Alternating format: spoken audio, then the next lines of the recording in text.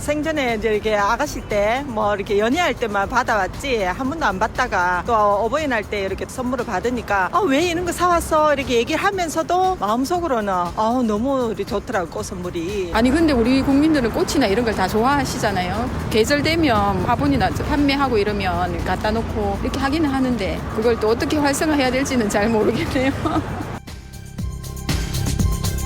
안녕하십니까. 시사투데이 울산 이지양입니다. 지난주 어버이날이 있었고요. 또 어제는 선생님께 감사를 담아서 카네이션 한 송이 선물하는 스승의 날이었죠. 이처럼 과거에는 5월이 되면 꽃집마다 저마다 고마운 마음을 꽃으로 전하려는 사람들로 북적였는데 하지만 요즘에는 이런 풍경이 조금씩 달라지고 있습니다. 꽃 가격은 오르는 데다가 실용적인 선물을 주고받는 추세로 바뀌면서 각종 기념일이 가득한 5월인데도 화훼농가 꽃집은 울상입니다. 오늘 집중 인터뷰 시간에는 이윤희 울산시 화훼장식 명장 전화 연결해서 꽃소비가 줄면서 어려움을 겪고 있는 지역 화훼업계 상황 그리고 꽃소비 활성화 대책 이야기 나눠보겠습니다. 이어서 울산의 관광 콘텐츠와 또 숨은 볼거리를 새로운 시선으로 조명해보는 시간이죠. 울산 유람시간도 마련되어 있습니다. 계속해서 함께해 주십시오.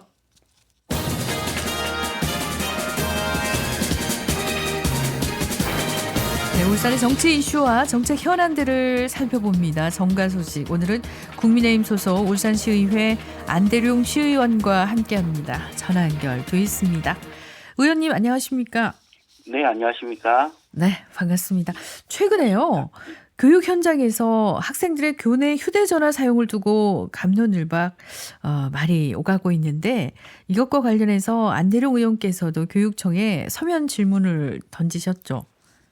네, 관련 자료들을 수집해서 준비 중에 있습니다. 사실 이 사안에 관심을 갖게 된 계기는 지역 학교에 자녀를 둔 학부모님들의 호소에서 시작되었습니다. 네. 쉰 시간은 물론이고 수업 시간에도 스마트폰을 사용하는 일이 빈번해지면서 학습 분위기가 흐트러지고 있다는 걱정의 목소리들이 많이 있는데요. 일부 학교에서는 이로 인해서 수업의 집중력이 크게 떨어지고 있다고 합니다. 이 문제를 더 깊이 살펴보자는 취지에서 교육청에 서면 질문을 준비하게 되었습니다. 네, 학생들이 수업 중이나 또 쉬는 시간에도 스마트폰을 자유롭게 쓰는 경우가 많다고 지적하셨는데 실제로 현장에서는 어떤 문제가 발생하고 있다고 보시는지요? 가장 큰 문제는 수업 집중력이 떨어진다는 것입니다. 알림음이나 메시지, SNS 알림에 계속 주의를 뺏기다 보니까 학습 몰입이 어려워지고 네. 교사의 수업 진행에도 차질이 생깁니다. 그렇군요. 또한 지난해 지역의 한 중학교에서 학생이 교사 신체를 무단 촬영해서 징계를 받은 사례가 있었는데요. 그래요? 일부 학생들은 교내에서 촬영한 영상을 무단으로 SNS에 올리는 등 사생활 침해 문제도 발생하고 있습니다. 학습권 침해와 그리고 개인정보 보호 두 가지 측면 모두 위협을 받고 있는 실정입니다. 네, 또 스마트폰을 통해서 불법 도박이나 마약 같은 범죄에 청소년들이 노출되고 있다는 점도 강조하셨는데 의원님이 파악하신 실태나 사례가 있습니까? 실제로 최근 경찰 조사에서도 초중고생이 온라인을 통해서 불법 도박 사이트에 접속하거나 SNS상에서 마약 광고에 노출되는 사례가 다수 적발됐습니다. 네. 울산지방검찰청에 따르면 10대 마약 사범이 최근 3배 이상 급증했고요. 청소년을 대상으로 한 마약 범죄에 대한 엄정 대응이 이루어지고 있습니다. 아울러 타 시도에서는 스마트폰을 통해서 불법 도박 사이트에 접근한 친구들 사이에서 금전 거래와 절도, 폭력으로 이어지는 사건까지 발생하고 있다는 것을 확인했습니다.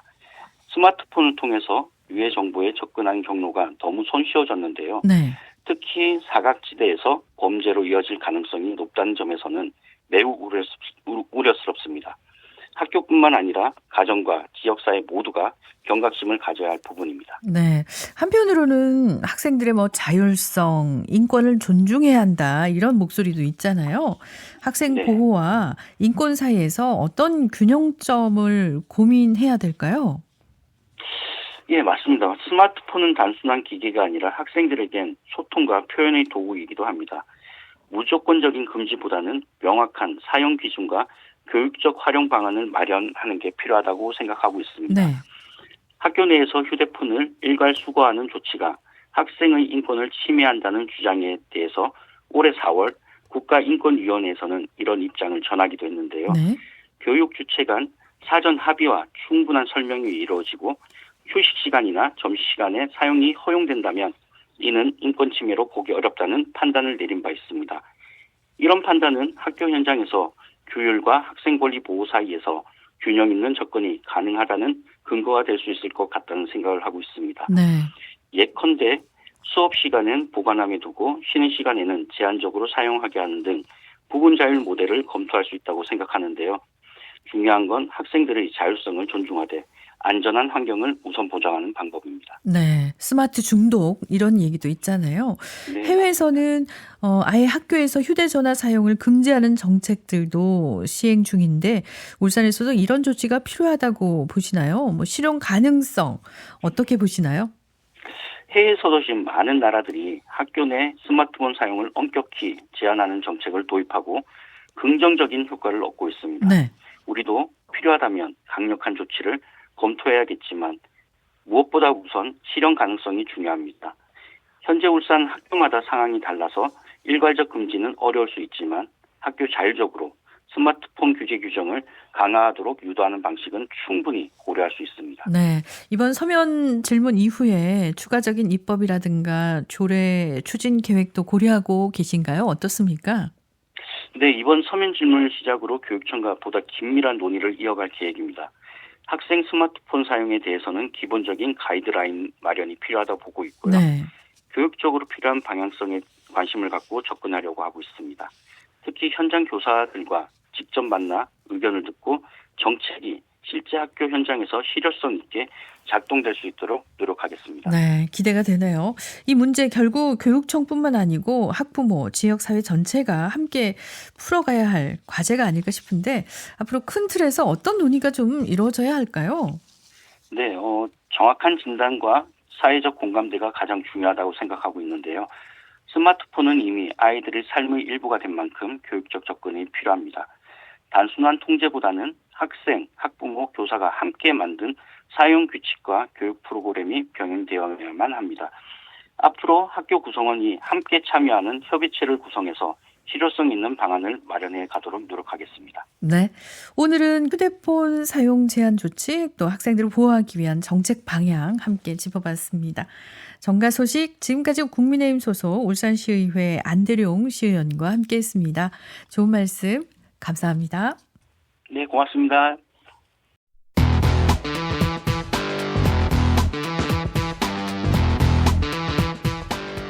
시사투데이 울산에서는 실시간 보이는 라디오도 진행하고 있습니다. 유튜브에서 KBS 울산, 시사투데이 울산 검색하시면 현재 방송을 보실 수 있습니다.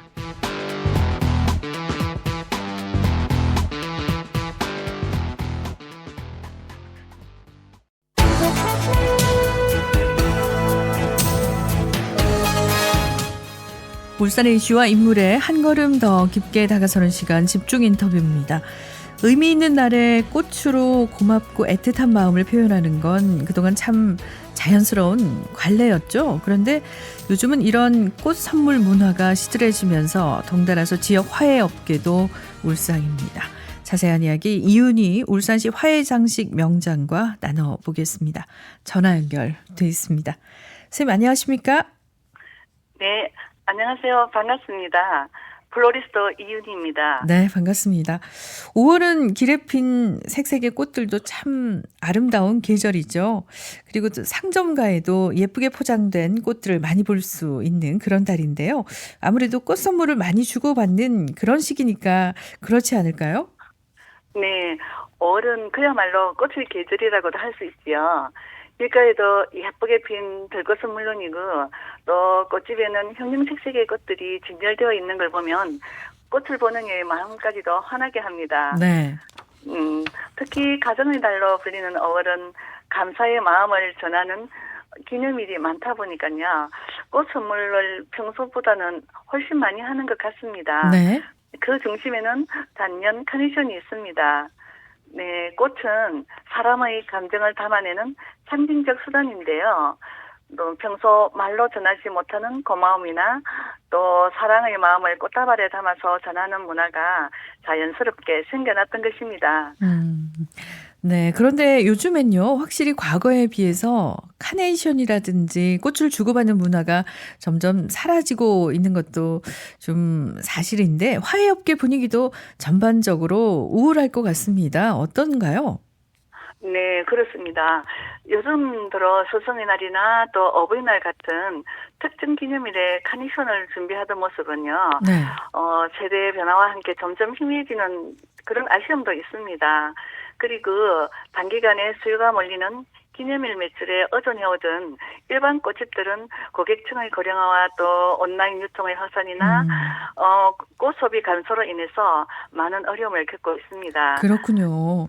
이렇게 갈수록 꽃 소비가 줄어들고 있는 이유는 뭔가요? 네, 요즘 꽃 소비가 예전만큼 활발하지 않는 이유는 여러 가지가 있는데요. 네. 첫째는 소비 문화가 달라지면서입니다. 디지털 메시지나 모바일 상품권 같은 간편하고 실용적인 선물로 대체하는 경우가 많아졌는데요. 이런 경향이 꽃 소비 감소로 이어지고 있습니다. 둘째는 경제적인 요인도 아주 큽니다. 특히 젊은 세대는 실용성과 가성비를 중시하기 때문인데요. 꽃보다 실질적인 물품을 선호하는 경향이 많은 것 같습니다. 네. 그리고 셋째는 라이프 스타일의 변화입니다. 1인 가구가 늘고 반려동물을 키우는 인구도 증가하면서 간편한 인테리어 소품이나 또 반려동물 중심으로 소비가 옮겨가고 있습니다. 그렇군요. 특히 우리 울산 지역은 화해 유통 구조상 업계에 어려움이 큰 편이라고요. 어떤가요? 네, 특히 울산 지역은 화해 유통 구조가 서울이나 또 수도권에 비해서 상대적으로 아주 열악한 편입니다. 네. 주요 꽃 경매장이 멀리 떨어져 있고 또 중간 유통 단계가 많다 보니까요. 업계는 물론이고 소비자가 체감하는 꽃값은 높아지고 있는 실정입니다. 또 최종 소비자들까지 비싸다고 느끼는 만큼 소비는 더 위축되고 있습니다. 그렇군요. 줄어드는 매출, 소비 변화에 대응해서 업계에서도 뭔가 자구책을 마련해야 될 것 같은데요. 어떤 식으로 활로를 찾고 있나요? 네, 최근 몇 년 사이에 전반적으로 꽃 소비가 줄어들면서 여기에 대응하기 위해서 업계도 다양한 활로를 모색하고는 있습니다. 네. 네, 첫째는 플랜테리어 교육 프로그램을 만들어서 꽃을 공간 인테리어의 일부로 인식하게 하는 것입니다. 네, 그리고 둘째로 꽃으로 마음을 치료하는 플라워 테라피를 보급하고 있는데요. 네. 새로운 감성 콘텐츠와 정서적 치유로 재해석하는 움직임입니다. 그리고 셋째는 SNS와 협업한 플라워 마케팅 활성화 전략으로 들 수 있는데요. 이는 꽃의 감성 가치를 강조한 마케팅이라고 볼 수 있습니다. 네. 그리고 시각적 공간을 제공한 새로운 로컬 플라워 마켓이나 온라인 직거래 플랫폼 같은 방식으로 유통 구조를 개선하고 있습니다. 네. 여러 가지 이 활로를 찾는데 고민을 해야 될 것 같고요. 우리 울산은 정원 도시를 표방하고 있는 만큼 꽃과도 때려야 뗄 수 없는 그런 도시잖아요. 울산 지역 화해 산업을 좀 활성화하기 위해서 앞으로 어떤 개선이나 노력이 좀 뒤따라야 할까요? 네, 울산은 산업도시의 이미지를 넘어서 정원도시로서의 정체성을 꾸준히 만들어가고 있는 만큼 화해산업은 도시 미관뿐 아니라요, 지역 경제와도 긴밀히 연결된 중요한 분야입니다. 네. 그렇기 때문에 앞으로 우리 울산 화해산업의 더욱 활성화를 위해서 몇 가지 노력이 필요합니다. 첫째는 지역 화해 소비 기반을 넓히는 생활 속의 플라워 클래스 활성화입니다. 네. 그리고 둘째는 2028년 울산국제정원 박람회를 앞두고 꽃박람회와 꽃 페스티벌을 연계한 꽃문화 콘텐츠를 만드는 것입니다. 네, 그렇게 하면 전국에서 선수들과 관광객들을 모이게 해서 꽃 소비는 물론 소통의 장이 될 거라고 생각합니다. 네. 네, 이처럼 울산의 화해산업은 도시 정체성과 맞물려 있는 만큼 정책적 뒷받침과 시민 참여가 함께 이루어질 때 더 큰 성과를 기대할 수 있다고 저는 생각합니다. 그렇군요. 정원도시 울산을 찾을 때 다양한 꽃들을 또 만날 수 있는 그런 기회라고 인식되면 더 많은 관광객들이 올 수 있겠죠. 마지막으로 꽃이 주는 즐거움, 가치와 관련해서요. 강조하고 싶은 말씀이 있다면 좀 해주시죠. 네, 꽃은 단순한 장식 그 이상으로 꽃 한 송이에는 감정이 담기고 또 기억이 저장되며 관계가 피어납니다. 기쁠 때나 슬플 때 꽃은 말 대신 마음을 전하는 매개체가 되어주기도 하고요. 네. 또 꽃을 가꾸고 바라보는 행위는 우리 마음을 치유하고 또 일상의 작은 휴식 같은 쉼표를 선물하기도 합니다. 네, 그리고 무엇보다 중요한 건 꽃은 기억의 언어라는 점입니다. 네. 어린 시절 생일날 받은 꽃 한 송이와 또 어버이날 드린 카네이션 선물 그리고 사랑하는 사람과 나누었던 꽃다발까지도 네. 그 모든 순간은 꽃을 통해서 오래도록 기억에 남습니다. 그래서 저는 꽃은 감정의 예술이자 삶의 동반자라고 생각합니다. 꽃을 가까이 두고 즐기는 문화가 활성화되길 저는 진심으로 바라는 마음입니다. 네, 꽃은 기억의 언어다. 참 멋진 표현이군요. 빠르게 변하는 시대지만 가끔은 작은 꽃 한 송이로 마음을 표현하는 여유도 필요할 것 같습니다. 집중 인터뷰 오늘은 꽃 소비가 줄면서 어려움을 겪고 있는 지역 화훼업계 상황 그리고 꽃소비 활성화 대책까지 이야기 나눴습니다. 이윤희 울산시 화훼장식 명장과 함께했습니다. 좋은 말씀 감사합니다. 네, 감사합니다.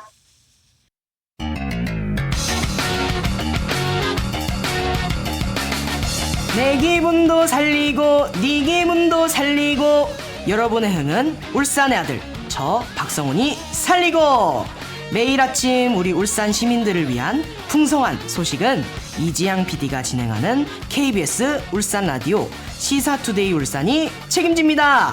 매일 함께해 주세요. 시사투데이 울산 함께하고 계십니다. 울산 관광의 현 주소부터 향후 관광산업의 발전 방안까지 폭넓게 알아보는 시간인데요. 울산유람 울산과학대학교 이정학 전 교수와 함께합니다. 전화 연결돼 있습니다. 교수님 안녕하십니까? 네, 안녕하세요. 네, 오늘은 태화강변을 지나다 보면 보이는 멋들어진 누각이죠. 태화로에 관한 이야기 들려주실 것 같은데요. 이 태화로는 얼마나 오래됐나요? 네, 태화로의 기원은 상국유사에서 찾을 수 있습니다. 네. 643년 자장법사가 부처님의 사리를 태화사탑에 두었다는 기록이 나오는데요. 네. 태화로는 당시 태화사에 딸린 누각으로 황령령 절벽 위에 지어진 걸로 추정하고 있습니다. 네, 이후에도 태화로에 관한 역사적 기록을 여러 찾아볼 수 있죠? 네, 먼저 고려사를 들 수 있는데요. 고려 성종 때 왕이 지금의 울산 지역인 홍내부를 지나가는 길에 태화로에서 군신이 연회를 가졌다는 기록이 있습니다. 네.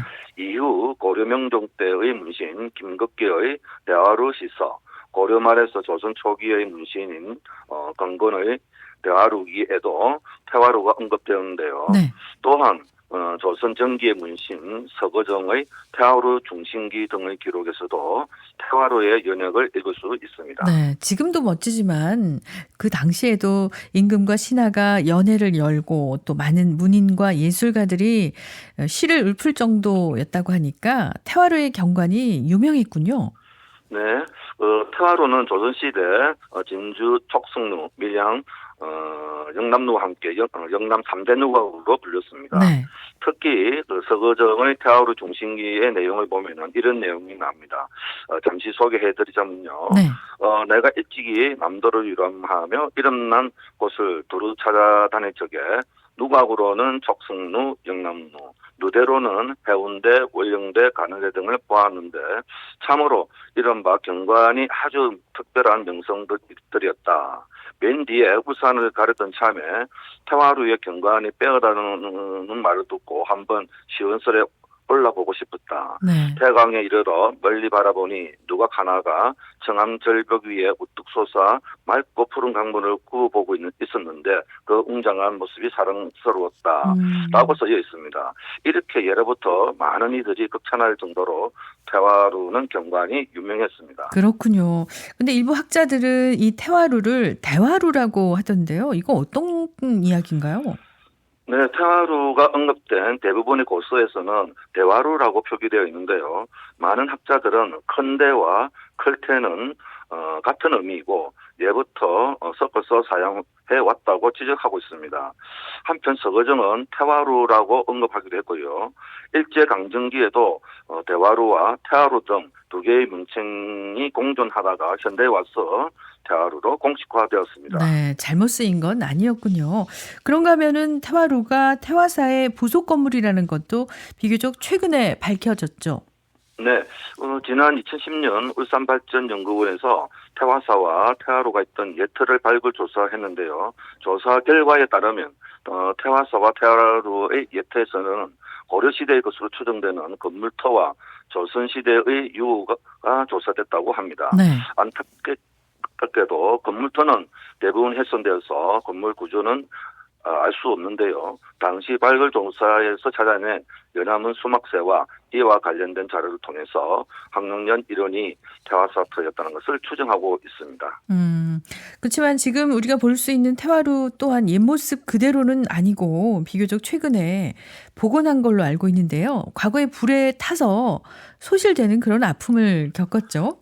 네, 태화루는 임진왜란 전후로 낡아 허물어졌다가 소실된 걸로 추정됩니다. 네. 그리고 단절의 역사를 거쳐서 약 500년이 지난 2011년 울산의 상징적인 공간이었던 태화루의 복원공사가 시작되는데요. 네. 울산시는 사업비 약 500억 원을 들여서 2014년 드디어 태화루를 준공합니다. 네, 복원된 태화루는 고려시대 건축 양식을 참조해서 정면 7칸, 정면 4칸의 주심포에 팔각 기둥으로 지어졌는데요.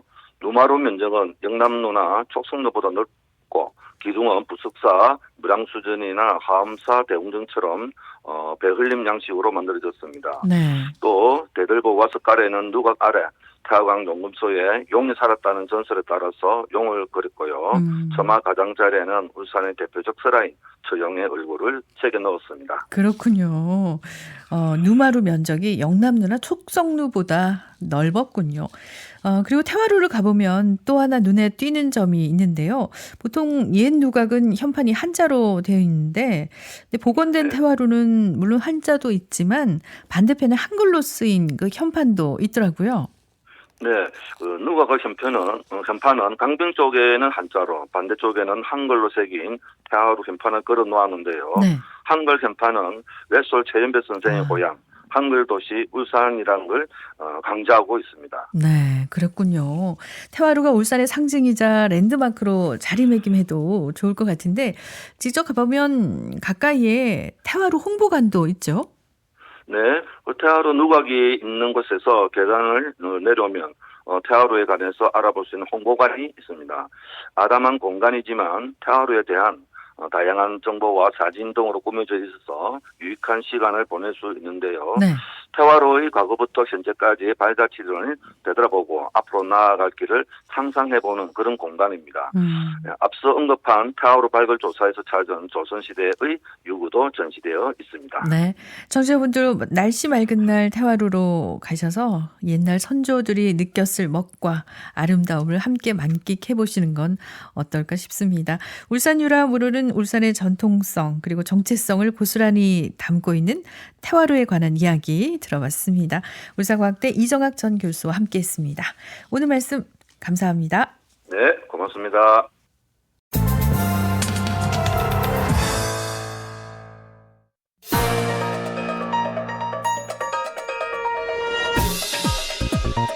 오늘의 브리핑입니다.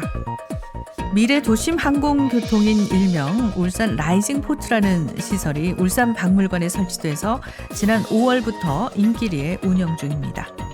울산 라이징 포트는 지난해 미국에서 열린 국제전자제품 박람회에서 SK그룹이 선보인 매직 카페트를 이전해서 설치한 건데요. LED 화면과 연동돼서 장치에 사람이 타면 실제 하늘을 나는 듯한 느낌으로 6분여 동안 울산 풍경을 즐길 수 있습니다. 태화강 국가정원 숲길 속으로 들어가서 심리대숲 등을 구경한 뒤 태화강 강줄기를 따라서 암각화가 있는 울주군 대곡천까지 올라가는데요. 다시 하늘로 솟구쳐서 영남 알프스 간홀제에 도착하는 등 실제 울산 상공을 비행하는 듯한 기분을 느낄 수 있습니다. 울산 라이징 포트가 울산 박물관에 설치된 이유는 울산을 꿀잼 도시이자 관광 도시로 만들겠다는 울산시의 의지가 담겼습니다. 하지만 문제는 이 첨단 시설을 갖춰놓고도 실제 운영 방식이나 홍보는 구식을 벗어나지 못하고 있는 겁니다.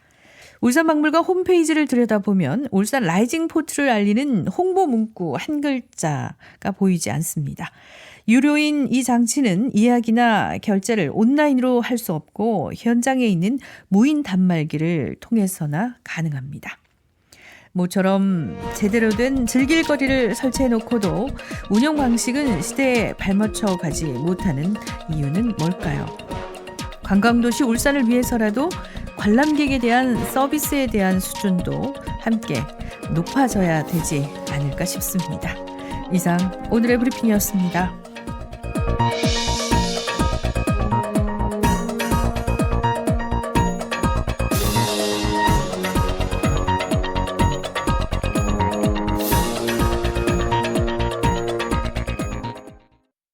시사투데이 울산은 매일 아침 출근길 청취자들께 지역의 주요 뉴스와 이슈를 생생하게 전달해 드리고 있습니다. 또 요일별로 경제, 문화, 노무, 법률 등 생활에 꼭 필요한 다양한 정보까지 만나실 수 있고요. 실시간 보이는 라디오도 함께 진행하고 있죠. 너튜브 울산 KBS 시사투데이 울산 검색하시면 현재 방송을 보실 수 있습니다. 5월 16일 금요일에 함께한 시사투데이 울산 오늘은 여기서 마무리합니다. 지금까지 기술의 정석환, 작가 최영은, 연출 진행의 이장이었습니다. 월요일 아침 8시 30분에 오겠습니다. 고맙습니다.